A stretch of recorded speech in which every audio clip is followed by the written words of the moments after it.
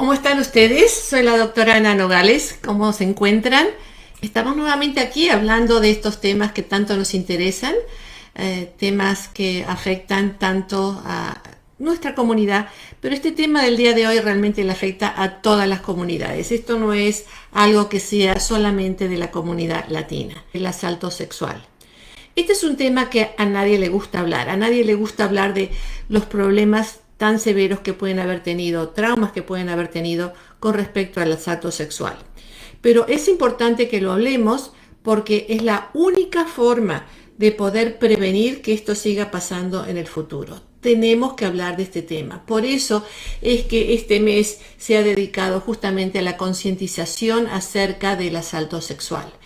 Ustedes saben que este es un problema que deja huellas a veces permanentes, huellas emocionales permanentes en muchas personas, pero más que nada huellas emocionales de tipo trauma, o sea, traumas que uno ha vivido y que cuestan superar. Muchas personas los traumas los tratan de esconder, de hacer como que ya no me voy a acordar, que los voy a borrar de mi mente, pero los traumas no se borran de la mente. Y estamos hablando de un tema que es mucho más común de lo que ustedes creen. Me voy a referir a algunas estadísticas para que tengamos idea de lo tan terrible, lo tan predominante que es el tema del asalto sexual. Y podemos hablar de acoso sexual, de asalto sexual, de abuso sexual y quizás entender mejor de lo que estamos hablando. Pero en cuanto a la prevalencia de la violación sexual, esto es un tema sumamente duro, sumamente doloroso para todos.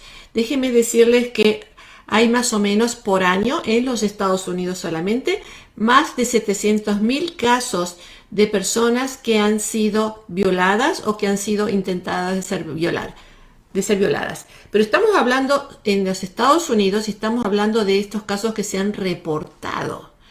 Ustedes no se pueden imaginar la cantidad de casos que, por ejemplo, tenemos nosotros en nuestra oficina, que estamos tratando de casos que nunca fueron reportados y nunca van a ser reportados. Y no van a ser reportados porque muchas de las víctimas tienen vergüenza de hacerlo o sienten que van a estar mucho más traumadas todavía si lo reportan porque van a tener que estar hablando de lo que tanto les duele y prefieren no hablar de eso. Pero 700,000 de por sí, si aunque ese número fuera el único, pues ya es un número terrible. Una de cada cinco mujeres en algún momento de la vida han sido abusadas sexualmente. O sea, algo les pasó con respecto a su sexualidad. Y uno de 14 hombres también. Esto es importante saber porque mucha gente piensa que solamente las mujeres son las que son asaltadas sexualmente, pero hay hombres que también son asaltados sexualmente. Y en mi experiencia, en mi práctica, y no he visto estadísticas para comparar uno con lo otro, pero sé que muchas personas que son gay están mucho más expuestas al asalto sexual, mucho más expuestas. Tanto mujeres como hombres. Sabemos que la comunidad gay es la que está mucho más expuesta a todo tipo de crímenes de odio. Y los asaltos sexuales a personas que son gay son mucho más comunes y no siempre se clasifican como crímenes de odio, pero muchas veces lo son. Así que tenemos una cantidad de situaciones de gente que es maltratada, que es abusada, que es victimizada, y que no tenemos los números certeros, pero sí podemos tener no exactamente, pero en promedios de qué es lo que está ocurriendo en la vida aquí en los Estados Unidos. Una de cada 6 mujeres es coercionada a tener sexo, ya sea en la escuela, en el trabajo, donde estén. Una de cada 6 mujeres es coercionada. Y eso significa quizás que, por ejemplo, le dicen en el trabajo, pues si no quieres tener sexo conmigo, entonces te voy a terminar de tu trabajo, o sea, te voy a correr o te voy a reducir las horas si es que tú quieres trabajar más, o te voy a poner malos tiempos para que trabajes, o sea, te voy a dar el turno de la noche o lo que sea. O sea, esas son las coerciones que ocurren dentro del trabajo. Yo les estoy dando estas estadísticas que son previas a la pandemia. Sabemos que ahora por la pandemia por motivos diferentes ese índice de abuso va a incrementarse, o las personas que van a trabajar que sienten que no tienen muchos recursos para buscarse otro trabajo, entonces se sienten que están más expuestas a tener que tolerar cierto tipo de contravenciones o actividades que son realmente ilícitas, porque es contra la ley abusar de cada uno, de otra persona en el trabajo. El abuso es, podemos hablar que el abuso es cuando una persona está infringiendo sobre la otra una forma de conducta que no es aceptable. Cuando una persona dice no, no me toques o no me mires de esa forma, eso tiene que ser respetado por la otra persona. De otra forma es acoso o abuso sexual. Sí, se considera abuso sexual también cuando en el trabajo, por ejemplo, una persona la mira así de abajo para arriba, y ustedes saben a lo que me refiero, con esos ojos libidinosos, están mirando a la otra persona como porque se están excitando, y uno sabe cómo la está mirando. Eso, en este país, eso está condenado por la ley. Ténganlo muy en cuenta, porque muchas veces muchas personas no saben que este tipo de conducta puede ser condenada por la ley. Y sí es condenado por la ley. Sí es condenado por la ley. Así que si ustedes saben de alguien que se está comportando de esa forma, por favor le dicen que eso no es aceptable y que puede ser condenado y que pueden sufrir alguna pena hasta en la cárcel, digamos. Así que mucho cuidado con ese tipo de situaciones. En realidad, las personas que abusan a veces ni saben que están abusando. A veces creen que viniendo del país donde uno vive, las cosas eran así, se hacían así, y en este país las cosas son diferentes. Nosotros somos inmigrantes, así que como inmigrantes tenemos que saber cuáles son las leyes de este país y aceptarlas y educarnos al respecto. También podemos educar a nuestra gente en nuestros países para que aprendan a respetar al prójimo, porque estas leyes se impusieron justamente para la protección de la dignidad de todo ser humano, para que todos puedan ser respetados. Y nuevamente, tantos hombres como mujeres. Indudablemente la mayoría son mujeres las víctimas, pero también hay hombres víctimas, como les acabo de decir. Por lo tanto, es importante saber de qué estamos hablando y saber que tenemos que cuidarnos en la forma que actuamos. El abuso sexual puede ser de muchas formas, hasta con la mirada, puede ser también en el internet, en los medios sociales, cuando una persona está acosando a otras a tener sexo o intimidándola o coercionándola. Todo eso también es abuso sexual. Indudablemente, cuando se hace en el internet, pues ahí mismo quedan las pruebas escritas de lo que se está diciendo. Así que hay que ponerle el ojo a lo que uno dice o hace. También el abuso sexual es muy común no solamente en el trabajo, sino también en las escuelas y en las universidades también. Una de las víctimas más vulnerables son las personas que tienen discapacidades, o sea, personas, quizás por ejemplo una persona ciega, una persona sorda, que se siente con menos recursos con quien quejarse. Esas personas son mucho más vulnerables que otras. Tenemos que entender que esto no solamente es hombres contra mujeres, a veces es hombres contra hombres, a veces menos casos hay mujeres contra hombres, pero en este mundo que estamos abriendo y que estamos viendo que no solamente todo es hombre, mujer, sino en cuanto a identidad sexual hay toda una fluidez de versiones. Estamos encontrando ahora que el abuso sexual se está dando en distintos aspectos, hombres, mujeres, mujeres, mujeres, hombres, hombres, en todos esos aspectos. Yo lo que más veo, por ejemplo, en el trabajo, porque me dedico mucho a este tema, en el abuso sexual en el trabajo, lo que veo mucho es principalmente hombres contra mujeres y hombres contra hombres. Hombres contra hombres principalmente cuando hay un trabajador que es gay y lo toman como fuente de burla. Y se le acercan otros hombres y los rozan o les hablan o los tocan como si fuera muy divertido burlarse de la otra persona. Esos son los pacientes que yo tengo y que han hecho una acción legal, y una acción legal puede ser una acción criminal contra la persona que está haciendo ese tipo de cosas, como también puede ser una acción dentro del programa de compensación al trabajador. Así que como ustedes ven, Hay mucho que hablar acerca de estos temas y los estoy discutiendo en mi programa de radio en la KTNQ 1020 AM todos los viernes a las 6 de la tarde. Bueno, estoy todos los días, pero más que nada los viernes estoy hablando de este tema y vamos a seguir hablando. Voy a tener como entrevistado a un abogado especialista en el tema que nos va a hablar más que nada acerca de cuáles son las opciones que uno tiene en este tipo de casos, pero les cuento que de por sí se pueden poner cargos criminales. Se puede hacer un reporte policial. Al hacer un reporte policial, si uno está no documentado en este país, también puede pedir la residencia con un tipo de visa U por haber sido víctima de este tipo de crimen.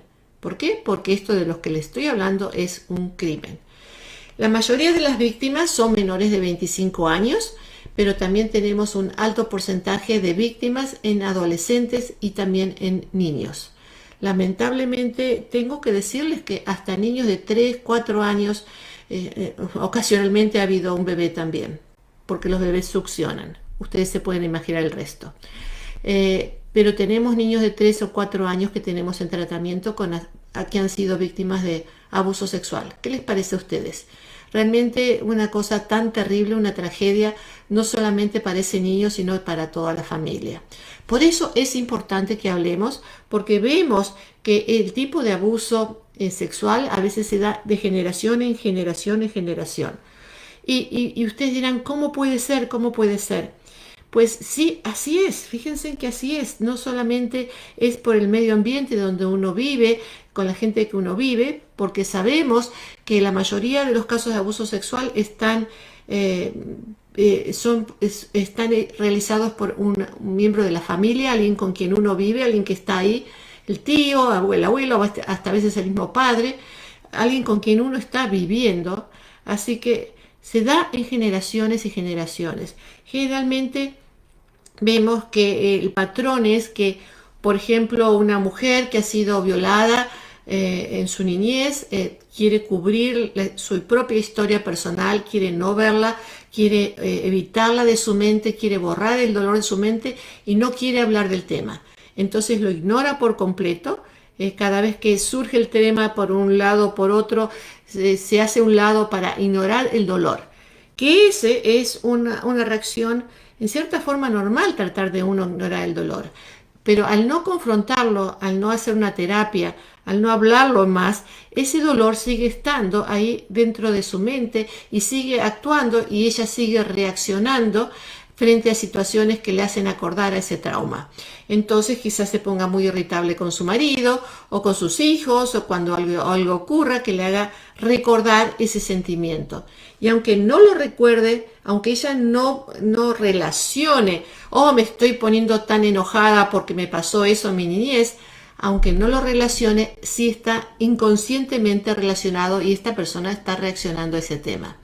Así es como el trauma queda fijado en una parte del cerebro, el hipotálamo, que es el que recuerda, es nuestra computadora que recuerda todo lo que vivimos, nos recuerda, tiene guardado todo, y por más que no querramos recordar, ahí está. Entonces, en ese mecanismo que esta mujer, digo nuevamente mujer como un ejemplo, puede ser hombre, que esta mujer está teniendo para no acordarse de su dolor, hace que ella lo niegue y cuando ya tiene sus hijos, como ha negado eso, como no lo recuerda, puede tener dos reacciones muy diferentes con sus hijos. En no hablar del tema porque es algo que le trae mucho dolor y entonces no habla, no lo evita, no lo niega, no existe y esos niños son más expuestos entonces nuevamente a que le pase lo mismo porque no tienen los elementos de saber cómo protegerse de alguien que le puede tocar inapropiadamente o que lo pueda invitar a algo que pueda ser peligroso. La otra forma de reacción es la opuesta. Son esas mamás, por ejemplo, nuevamente puede ser papá también, no estoy hablando de que tiene que ser mujer. Esas mamás, esa misma mamá quizás que actúe de la forma totalmente contraria y sobreproteja a sus hijos. Entonces, mi hijo yo no lo dejo salir a ningún lado, mi hijo no quiero que tenga amigos aquí en la casa, mi hijo quiero que me reporte continuamente dónde está, qué hora está, qué está haciendo. y de esa forma controlar de que con su propio temor, con su propio pánico acerca de la situación, controlar de que su hijo no le vaya a pasar nada. Claro, la intención es muy buena, pero cuando uno sobreprotege a los hijos, los está exponiendo de la misma forma que si no les dijera nada y si no los educara al respecto, porque está tratando de evitar el dolor. ¿Por qué? Porque si un niño es sobreprotegido, no aprende por sí mismo a lidiar con situaciones que pueden ser problemáticas o traumáticas. Entonces, ese niño no puede estar continuamente bajo las alas, bajo el brazo de su mamá, y si lo hace así, realmente no sabe, no aprende cómo relacionarse con los demás.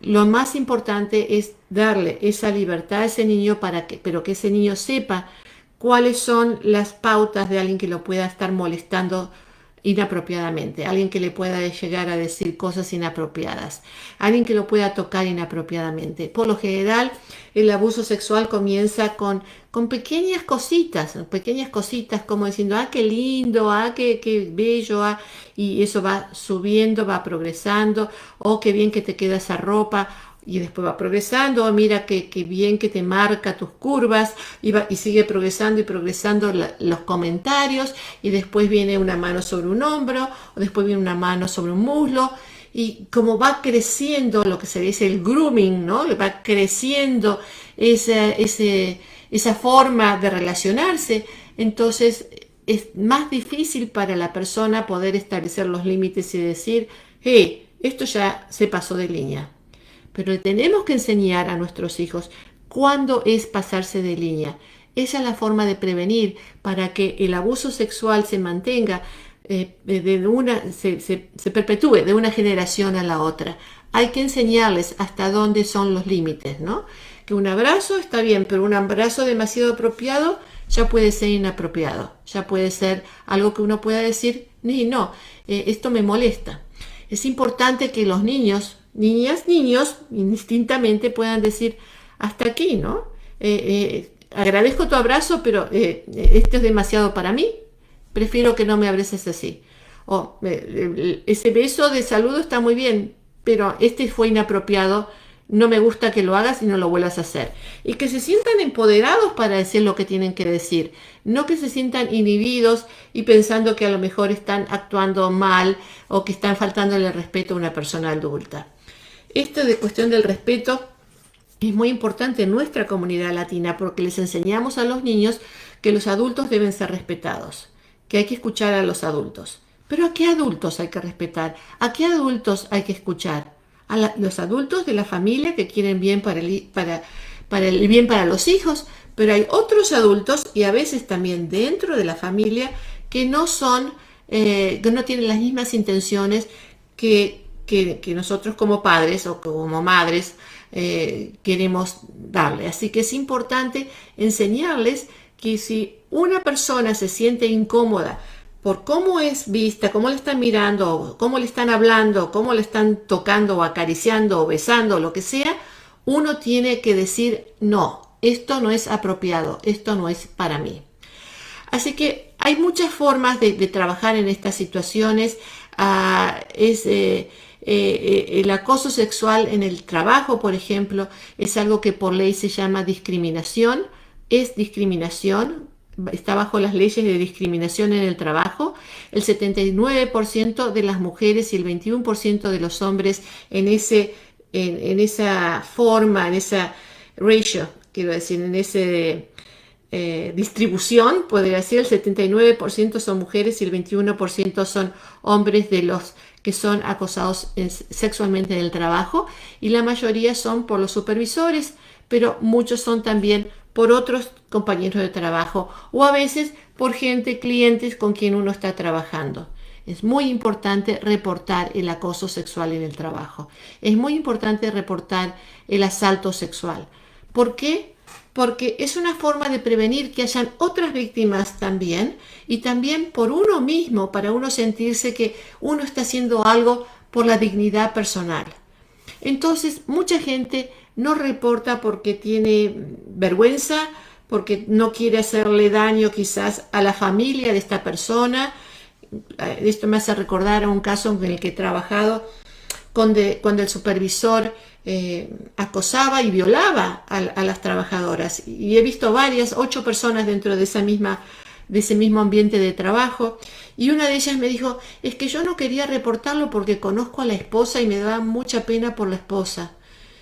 Pues a mí me da mucha pena también por la esposa, pero la esposa también tiene que saber con quién está casada, porque a lo mejor esa esposa no sabe con qué tipo de hombre está casado, con un violador que en este momento está en la cárcel.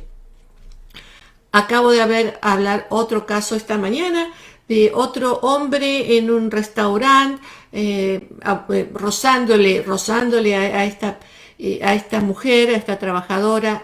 Es un trabajador con una trabajadora, ¿no? Rozándole el cuerpo y haciéndole comentarios acerca de sus distintas partes del cuerpo y otros comentarios más obscenos todavía cuando ella estaba embarazada. Y no fue hasta mucho más tarde en que los supervisores tomaron acción, pero ella insistió y ahora hay una acción legal de varias personas, de varias mujeres contra esta persona. Esta semana he tenido 3 casos nuevos de abuso sexual en el trabajo. También he tenido el caso de una mujer casada con este hombre, el esposo, que abusa sexualmente de ella, porque el abuso sexual dentro del matrimonio también puede ser. La violación sexual dentro del matrimonio también existe. Cuando una persona dice no y la otra persona insiste y toma control de la otra, eso es violación dentro del matrimonio. Y esta persona, además de ser violada por su esposo, porque era violada, además es torturada por las cosas que le hace. Son realmente, créame, literalmente torturas. Son cosas que hay que reportar. Es importantísimo reportar para evitar que esto siga pasando, porque cuando uno no reporta y se queda diciendo, tengo miedo, ¿qué va a pasar? Mejor espero a ver si cambia. Con ese tipo de actitudes le damos la bienvenida a que estas cosas sigan ocurriendo con uno mismo y con los demás. Por eso es importante cortarlas de entrada, reportarlas a donde sea necesario reportar. ¿Dónde? En el trabajo, pues lo tienen que reportar el supervisor. Si no le están dando la atención, pues va más arriba, hasta que la persona más arriba lo escuche. Y si no lo están escuchando, se buscan un abogado especialista en el acoso sexual en el trabajo, que hay y hay muchos. Si esto le está pasando a un menor de edad, es importantísimo poder reportarlo a la línea de abuso de niños, de inmediato, reportarlo. Y si no saben, pues llamen al 911, alguien va a intervenir al respecto. Si son adultos, también pueden llamar no llama al 911 porque es línea de emergencia. La línea de emergencia al 911 es para cuando uno está en riesgo. Generalmente cuando uno llama al 911 le dicen que llame a la línea local. Pero si alguien está siendo abusado de alguna forma, tienen que ir al departamento de policía a hacer un reporte de policía. Hágalo. Y si le dices que usted no tiene pruebas, no importa, usted dice que quiere poner ahí, que quiere dejar establecido que haya un reporte donde le quiere por sentado lo que le está ocurriendo, ¿sí? Y si usted no está documentado, busque un abogado que lo proteja también y que lo ayude a pedir su residencia en los Estados Unidos por reportar. Para pedir la residencia con la visa U, usted necesita primero reportarlo a la policía. Tiene que haber esa documentación. Y hay otros casos que son los casos de VAWA, que no hace falta un reporte policial, pero sí hace falta un reporte psicológico para demostrar que esto ha ocurrido. Bueno, eso es en la parte legal, pero realmente es muy importante y le quiero dejar bien claro, las repercusiones que tiene en las víctimas pueden ser graves. En muchos casos afecta la relación íntima con el adulto, aun si uno fue un niño cuando fue violado o molestado sexualmente, puede afectar en la relación de pareja más cuando es adulto, ¿no? Afecta la autoestima. Ese niño que está creciendo, ese adolescente que ha sido abusado, a veces abusado en la escuela, como les decía antes, hasta a veces por el mismo maestro, ¿no? También tenemos todos los casos de abuso sexual en las iglesias. Es decir, puede ocurrir en cualquier lugar, pero el trauma que uno vive puede ser bastante grave. En algunos casos deja huellas de por vida, pero una terapia puede ayudarles. Las terapias ayudan muchísimo a manejar este tipo de situaciones para que esas huellas no sean tan graves como a veces se sienten. Así que los invito a ustedes a que se comuniquen con Casa de la Familia aquí por Facebook o que nos llamen si quieren llamarnos. Ustedes tienen el teléfono ahí a mano, es el 877-611-2272. Comuníquense con nosotros y nosotros les daremos más información de cuáles son las posibilidades que ustedes tienen. Acuérdense también que están los Family Justice Centers, centros de justicia familiar en muchas localidades, donde en algunas estamos nosotros, como el de Santa Ana, en otras de Los Ángeles, u otros servicios también que hay disponibles, donde ustedes se pueden acercar también para pedir más información. Pero nunca se queden callados cuando algo de esto está ocurriendo. No podemos permitir que esto siga ocurriendo. Yo sé que en los últimos años los casos de abuso sexual se están reportando más y más, por eso vemos más y más lo que está ocurriendo y por eso vemos que los números aumentan. No necesariamente porque estén aumentando los casos, pero porque se están reportando más. Y esto tiene mucho también que ver con el movimiento Me Too, ¿se acuerdan? Yo también, el movimiento Me Too, donde tantas celebridades salieron a decir, y sí, esto también a mí me ocurrió. Sí, esto también ha ocurrido. Hasta las celebridades. En todas partes se cuecen habas. Pero ¿cómo vamos a dejar de cocer esas habas? Hablando, haciéndonos escuchar, educando a nuestros hijos, educando por un lado a no ser abusados, a cómo no ser abusados, a cómo decir no, y por otro lado también a no abusar de los demás, porque también es nuestra responsabilidad enseñarles a nuestros hijos a respetar a los demás, principalmente a la mujer. Estoy segura que están de acuerdo conmigo en eso. Voy a mirar aquí a ver quiénes me han escrito. Tengo a Lorena Rivas Toribio. Buenos días, doctora. Buenos días, Lorena. María Zúñiga. Hola, mi hija fue engañada por un muchacho de 18 y ella tenía 15. ¿Es un abuso o no? Pues usted misma lo está diciendo, mi querida María. Fue engañada. Si fue engañada, es un abuso. Es un abuso. Por favor, comuníquese con nosotros a Casa de la Familia y le vamos a ayudar a su hija. Yolanda Jaramillo dice, hola doctora, buenos días y que Diosito me la cuide. Muchas gracias, Yolanda. Lorena Rivas dice, una pregunta. Cuando tu vecino te molesta porque se le tapó su zinc de la cocina y te toca por la noche enojado como si tú tuvieras la culpa, nosotros le decimos llama a la dueña o a un plomero. Nosotros eso hacemos y se enoja. Y cuando viene a visitarme, sé que estaciona enfrente donde vivo y va y le dice a mi amiga que por qué se estaciona enfrente, que no vive ahí y que se mueva. ¿A eso cómo se llama? Gracias, doctora, muy buena información. Creo que esto no va con el tema de hoy, solo quería saber su opinión. Eso en inglés se llama stalking. Stalking. Y sabe que no sé cómo se traduce en español. Pero usted puede tome fotos y haga una lista de las cosas que está pasando. Y usted puede ir a la policía ya teniendo evidencias de lo que está ocurriendo y decir que este vecino está stalking you. Es una forma de acoso, stalking. A ver si alguien lo busca y me lo pone aquí en los comentarios. ¿Cómo se dice stalking en español? Pero igual si usted va a ir a la policía, puede decirle eso. Stalking es, por ejemplo, una persona que la anda siguiendo para un lado, para el otro.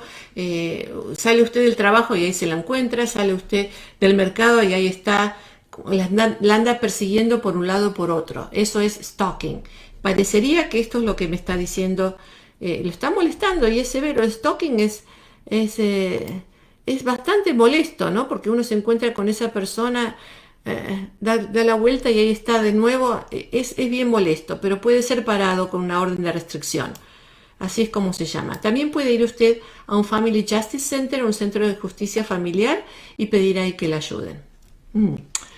Yolanda Jaramillo, fue una buena información educativa para una de mamá. Gracias.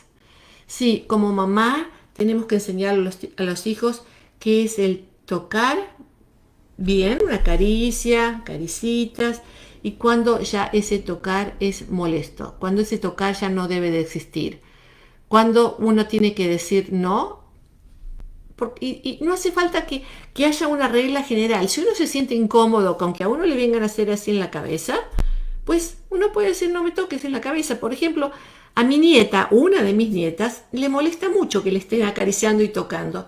Y la otra, la hermanita, le encanta que le estén abrazando. Y de ninguna forma somos abusivos, mucho menos abusivos sexualmente, pero si a ella le molesta que le estén tocando, pues no, un besito, un abracito y ya, no hay que tocarla porque le molesta. Así de sencillito que si algo le molesta a alguien, hay que respetarlo. Y a nuestros hijos les tenemos que enseñar que puedan decir qué es lo que les molesta para ser respetados. Susan Hernández, saludos, bendiciones. Hola Susan, ¿qué tal? Julie Juárez, muchas gracias por toda esa información valiosa. Dios me la bendiga, muy amable. Lorena, gracias por contestar. Acá me contesta Alma Verónica Briceño. Stalking es acecho. El acecho. Gracias. Gracias. A veces, Alma, a veces uno no se acuerda de las palabras, más cuando hemos vivido mucho en este país. Y son palabras que, por ejemplo, hace 40 años no hablábamos de estas cosas.